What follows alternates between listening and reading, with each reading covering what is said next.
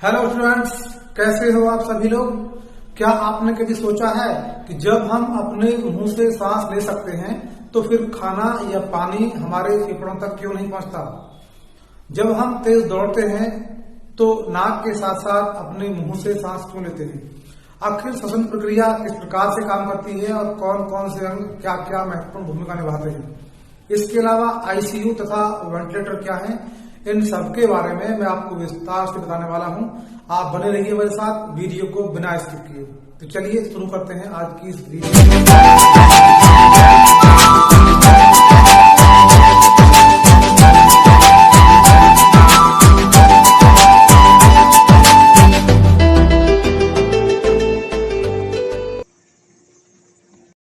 ये जो आप देख रहे हैं अपने स्क्रीन पर, ये महत्वपूर्ण प्रश्न है और इन सभी का आंसर आपको इस वीडियो में मिलने वाला है।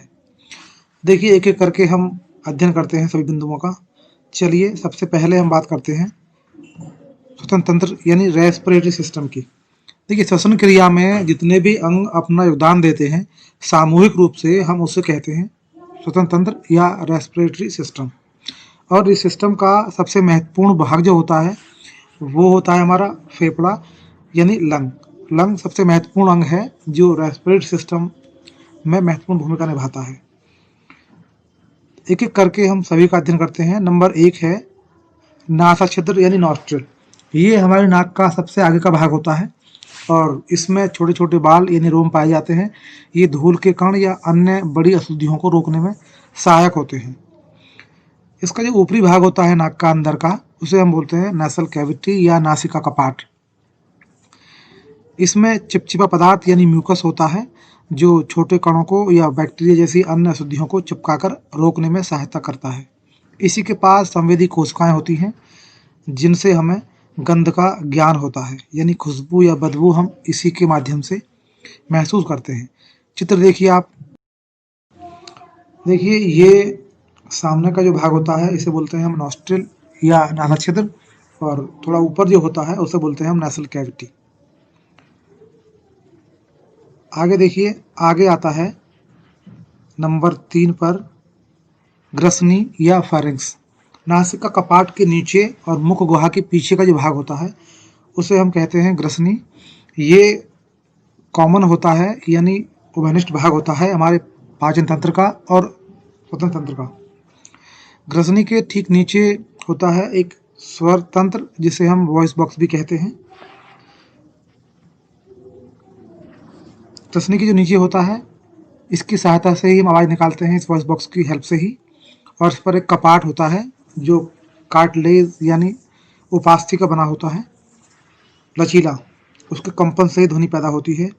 और उसके ऊपर होता है एपिग्लोटिस। एपिग्लोटिस एक कवर का काम करता है, ढक्कन का काम करता है श्वास नली के ऊपर। यानी जब हम खाना खाते हैं तो एपोग्लोटिस जो होता है ये कवर करता है श्वास नली को, जिससे कि हमारा भोजन या पानी जो भी हम निकल रहे हैं वो श्वास नली में ना चला जाए, वो फेफड़ों तक ना चला जाए, जिससे कि वो भोजन नली यानी इसोफेगस में ही जाए। तो जब भी हम खाते हैं तो एपिग्लोटिस बंद कर लेता है श्वास नली को। देखिए इस चित्र को आप, इसकी हेल्प से आप बेहतर समझ पाएंगे कि किस तरीके से काम करता है। इस एनिमेशन में देखिए आप। देखिए, यहाँ कोई इंसान भोजन निकल रहा है और ये येलो कलर का भोजन नीचे गिर रहा है। ये देखिए,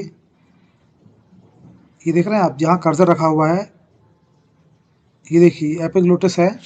ये कर्जर जो है ये इस नली को बंद रखता है। ये जहाँ कर्जर आपको दिख रहा है ये नली श्वास नली है और उसके बराबर में होती है भोजन नली।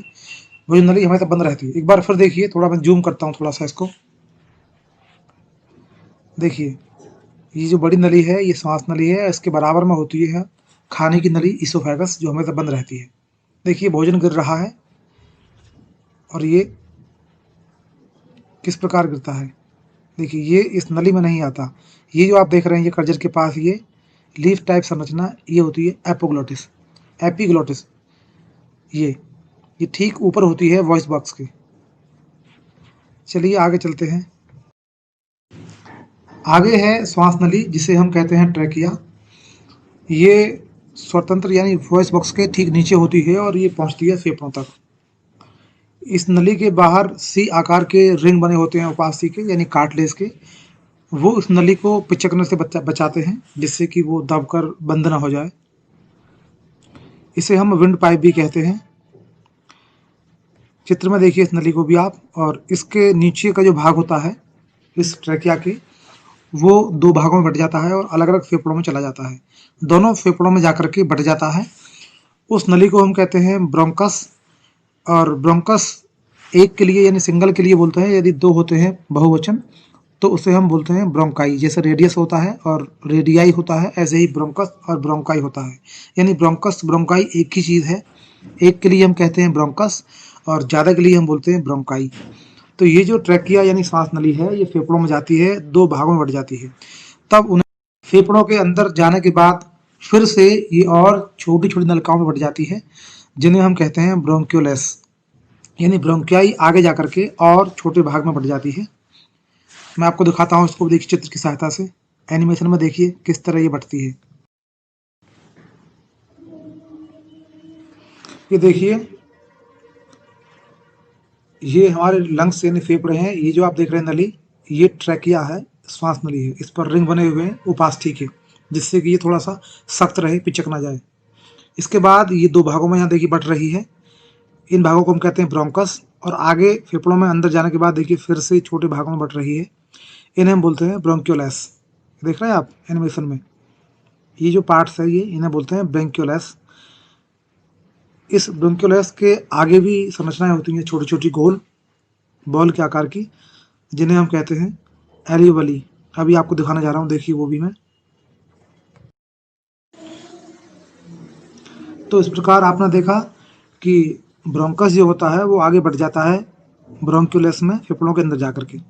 इसके बाद आता है हमारा फेफड़ा। फेफड़ा सबसे महत्वपूर्ण अंग है और ये पसलियों के अंदर वक्षस्थल में होता है। दो फेफड़े होते हैं, बहुत स्पंजी होते हैं। और फेफड़ों के बाहर एक दोहरी झिल्ली होती है जिसे हम कहते हैं प्लूरल मेम्ब्रेन। झिल्लियों के बीच में एक लिक्विड भरा होता है, तरल, जो इन फेफड़ों को मोशन के दौरान रगड़ से बचाता है। जो फेफड़ा हमारा दायां होता है वो थोड़ा सा बड़ा होता है बाएं की अपेक्षा। इसके तीन भाग होते हैं। और जो बायां होता है वो थोड़ा छोटा होता है, उसके दो भाग होते हैं। दोनों फेफड़ों के नीचे एक होता है डायाफ्राम। डायाफ्राम होता है गुंबद के आकार का और वो हेल्प करता है फेफड़ों को फैलने में और सिकुड़ने में। सबसे महत्वपूर्ण भूमिका निभाता है डायाफ्राम फेफड़ों को दबाने में या ढीला करके मतलब फैलने में। देखिए आपको दिखाता हूँ मैं और आगे वीडियो में भी। ब्रोंक्यूलेस जो होती है उसके अंतिम सिरे पर छोटी छोटी गोल संरचनाएं होती हैं, बहुत छोटी छोटी बॉल के आकार की, बहुत छोटी छोटी बॉल जैसी होती हैं, बॉल के आकार की नहीं होती। इन संरचना को हम कहते हैं वायु कोष्ठ या एल्वियोली, या बोलते हैं एयर सैक यानी वायु की थैली।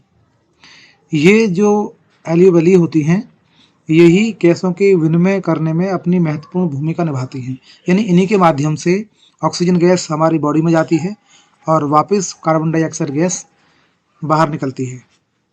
इनकी दीवार बहुत पतली होती है और गैसों के जो अणु होते हैं इनकी दीवारों को विसरण द्वारा भेद कर पार कर सकते हैं।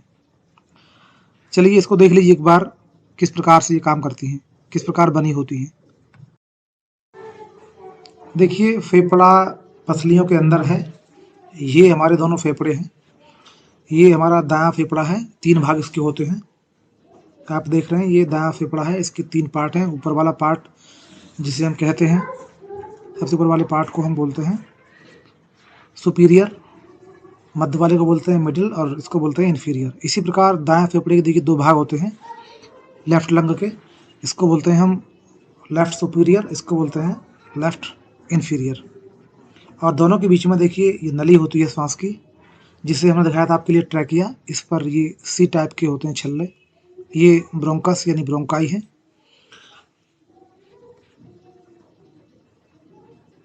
ये देखिए सी टाइप का होता है, इस तरह का उपास्थि का बना हुआ। चलिए आगे देखते हैं। ये देखिए किस प्रकार से ये ग्रीन दिखाया मैंने आपके लिए, डायफ्राम ये दब रहा है, फेफड़े सिकुड़ जाते हैं।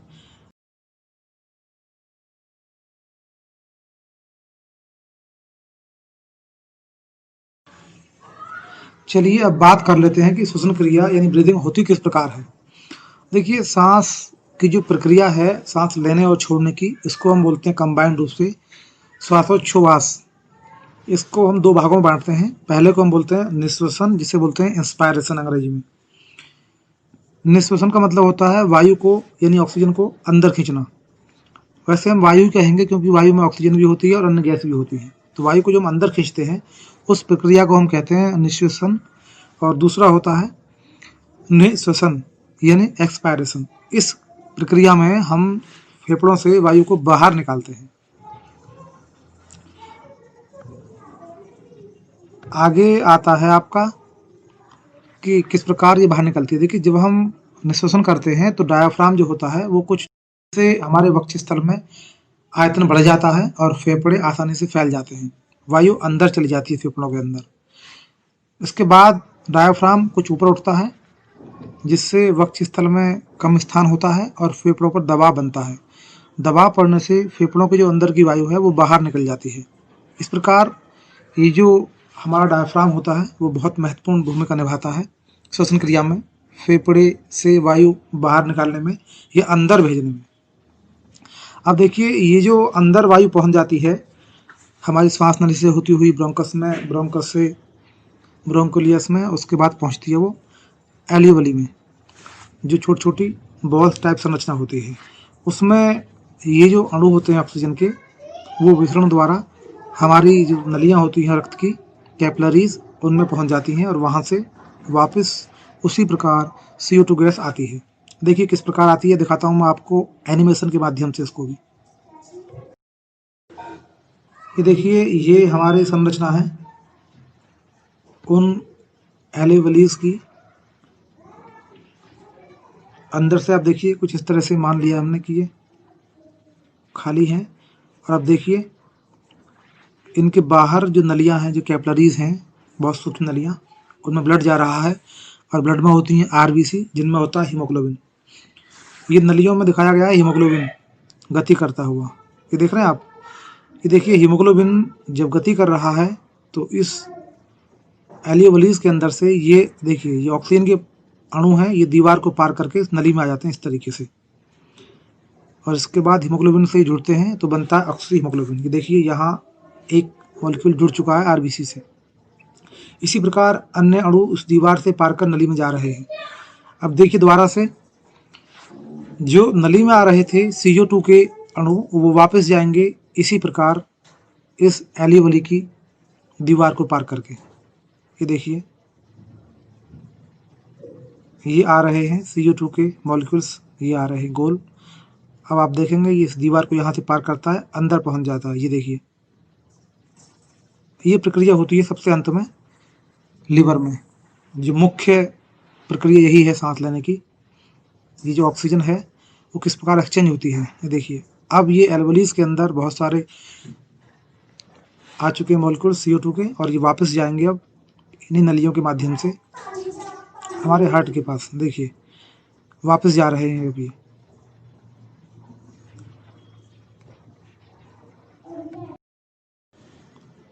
तो आपने देखा कि जो हीमोग्लोबिन है वो हो जाता है ऑक्सीकृत। उसके पश्चात ये हीमोग्लोबिन ऑक्सीजन को ले जाता है शरीर के अलग अलग भागों में और जाने के पश्चात ये पहुंचती है माइटोकॉन्ड्रिया में। माइटोकॉन्ड्रिया में पहुंचकर ये ऑक्सीजन जो होती है वो ग्लूकोज को तोड़ देती है। ग्लूकोज जब टूटता है तो वहाँ एनर्जी मुक्त होती है काफ़ी मात्रा में और इसके साथ साथ कार्बन डाइऑक्साइड गैस अवमुक्त होती है। मैं आपको दिखाता हूँ इसका समीकरण क्या होता है। देखिए ये समीकरण है, ये ग्लूकोज होता है, ये ऑक्सीजन होती है, उसके पश्चात बनता है 6CO2 H2O 686 यानी 686 किलो कैलोरी ऊष्मा के रूप में मिलती है हमको ऊर्जा। तो माइटोकॉन्ड्रिया को हम इसीलिए कहते हैं पावर हाउस या ऊर्जा घर, क्योंकि वहाँ बड़ी मात्रा में ऊर्जा का उत्पादन होता है श्वसन क्रिया के पश्चात। यदि ऑक्सीजन न होती तो शायद हमारी बॉडी के अंदर ऊर्जा उत्पन्न नहीं होती। देखिए ये जो वायु कोष्ठ या एलियोवली होती हैं कुछ इस तरह होती हैं। इनके चारों तरफ बड़ी मात्रा में बहुत बारीक बारीक कैपिलरीज होती हैं ब्लड की। इस तरीके से ये नली बाहर से आ रही है, इसी में आती है ऑक्सीजन जो बाकी पार्ट्स में जाती है, और इसी में आ रहा है इधर से CO2 वाला ब्लड, यहाँ आकर के ये वायुकोष्ठ यानी एल्वेओली इस CO2 को कर लेती है एब्जॉर्ब, यानी अंदर ले लेती है, और यहाँ से वायु में जो होती है ऑक्सीजन वो चली जाती है हमारी नलिकाओं में। एक और महत्वपूर्ण बात, जब किसी व्यक्ति को कोरोना हो जाता है तो जो कोरोना वायरस है वो यहीं आकर के संक्रमित करता है इसको, इस एल्वेओली में पहुंच करके यहाँ, इसीलिए श्वसन क्रिया में समस्या आती है उन पेशेंटों को, और इसलिए उनके लिए वेंटिलेटर की व्यवस्था की जाती है, क्योंकि उन लोगों को समस्या सांस लेने में ही आती है।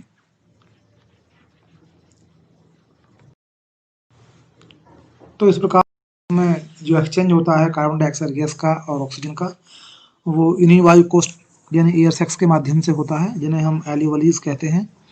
ये बहुत महत्वपूर्ण भूमिका निभाती है, और इनकी संख्या करीब करीब 60 करोड़ तक होती है, यानी 50 करोड़ से 30 करोड़ के बीच होती है। इसके बारे में हम अभी आगे आपको बताने वाले हैं। चलिए आगे बात कर लेते हैं जो कुछ महत्वपूर्ण तथ्य हैं जुड़े हुए हैं श्वसन क्रिया से।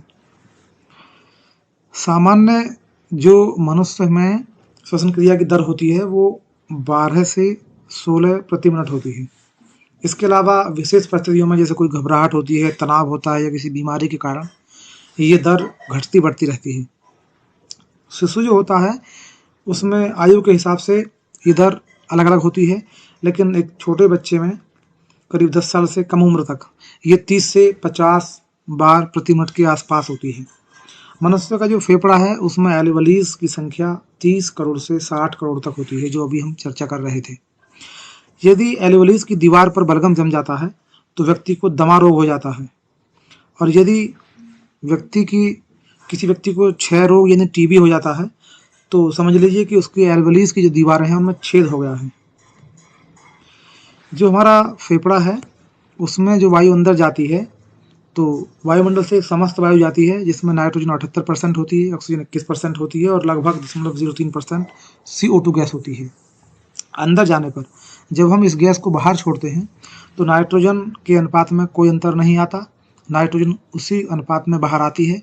ऑक्सीजन करीब 17% बाहर आती है, और जो कार्बन डाइऑक्साइड गैस है वो लगभग 4.5% बाहर आती है।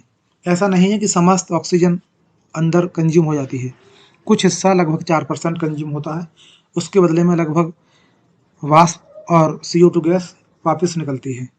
टोटल वॉल्यूम जो अंदर गया था वायु का उतना ही बाहर आता है, केवल ऑक्सीजन गैस और कार्बन डाइऑक्साइड गैस के जो अनुपात हैं वो बदल जाते हैं।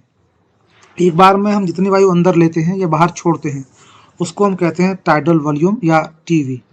ये लगभग 500 ml होता है, और फेफड़े द्वारा एक बार में अधिकतम जितनी वायु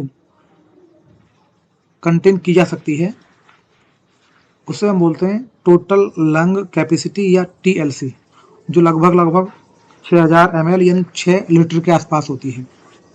तो जो TLC जिसे हम कहते हैं उसका लगभग 8% TV होता है, यानी टोटल वॉल्यूम जो होता है वो लगभग TLC का 8% होता है। देखिए, जब हम तेज़ दौड़ते हैं तो हमें अत्यधिक कार्य करना पड़ता है, जिसके लिए हमें ऊर्जा की आवश्यकता होती है, और ऊर्जा हमको मिलती है माइटोकॉन्ड्रिया से।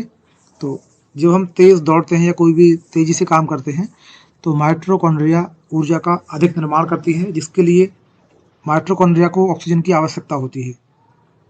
फेफड़ों के माध्यम से ऑक्सीजन पहुंचाने के लिए हम अधिक सांस लेना चाहते हैं, इसलिए नाक के साथ साथ हम मुंह से भी सांस लेते हैं, ताकि ऑक्सीजन की आपूर्ति अधिक से अधिक फेफड़ों के द्वारा हमारे शरीर तक यानी कोशिकाओं तक बनी रहे। जब हम पहाड़ों पर चढ़ते हैं तो वहाँ बिना दौड़े या बिना भागे भी सांस फूलने लगता है, क्योंकि ऊंचाई पर जाते समय जैसे जैसे हम ऊंचाई पर बढ़ते हैं तो ऑक्सीजन जो गैस है उसका घनत्व कम होता जाता है, यानी एक निश्चित वॉल्यूम में जितनी ऑक्सीजन नीचे होती है ऊपर जाने पर उसी वॉल्यूम में ऑक्सीजन की मात्रा अपेक्षाकृत कम हो जाती है। तो हम जितना 500 ml ले रहे थे नीचे उतना ही ऊपर लेते हैं एयर, तो लेकिन उस ऊपर वाली एयर में ऑक्सीजन की मात्रा अपेक्षाकृत कम होती है, इसलिए हमारे शरीर को पर्याप्त ऑक्सीजन नहीं मिलती और हमारी सांसें फूलने लगती हैं।